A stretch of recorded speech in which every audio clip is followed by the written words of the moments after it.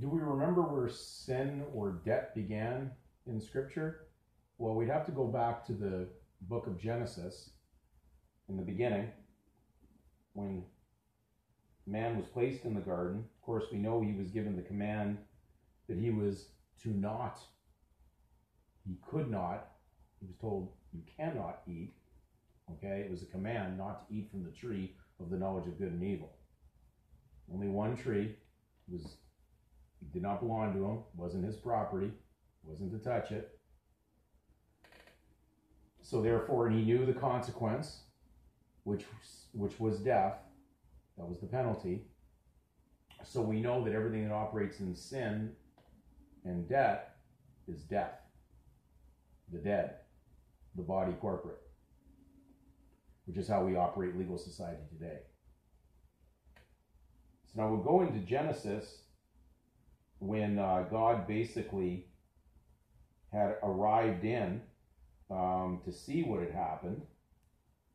And in Genesis chapter 3,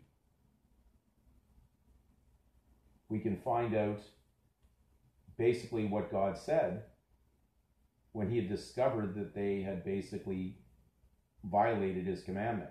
And he said, who told you that you were naked? Have you eaten from the tree from which I commanded you not to eat?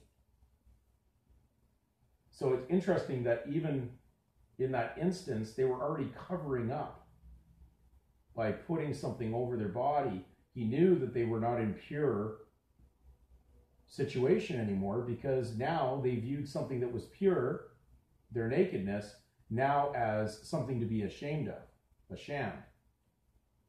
So it's interesting that was the beginning of the sin. They ate from a tree they were commanded not to, which contained both good and evil. We've already done a video previous that showed that on a T ledger in accounting, an accounting title ledger, that would separate the debt from the credit, the good from the evil. And so we know there must be a reason why Scripture in Acts, and we're going to read in the book of Acts, chapter 10, verse 39, and it says, and we are witnesses of all things which he did, speaking of Christ, in the land of the Jews and in Jerusalem, whom they slew and hanged on a tree.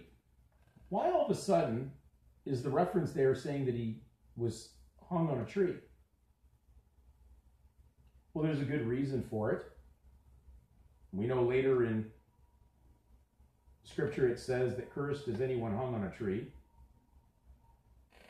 Well, it's because it's representing where sin began on the tree of the knowledge of good and evil.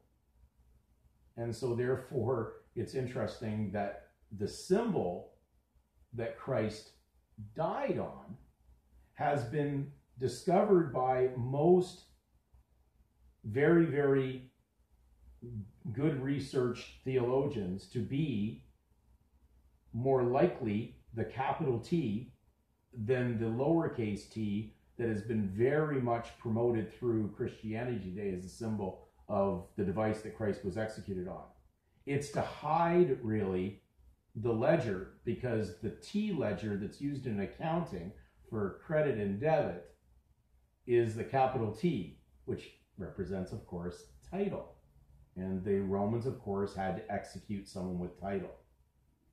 And they were trying to refer to Christ as being someone in their world, though they know he wasn't, because he certainly made it clear that his kingdom was not of that world. And therefore, his disciples would have fought like other leaders or kings, would have had followers come in and defend him physically. But he was not running a kingdom from the earthly source. His kingdom was heavenly, and he was the Prince of Peace. So we clearly can see now why the Scripture said hung on a tree, because it's a very interesting translation when most people, of course, they would say, why wasn't he hung on a cross? Why didn't they make reference in that way? It was to make us clearly to understand the Genesis Scripture, so we'd understand where sin began and where it all came about and why Jesus was executed on that. to cancel that debt, that sin of good and evil.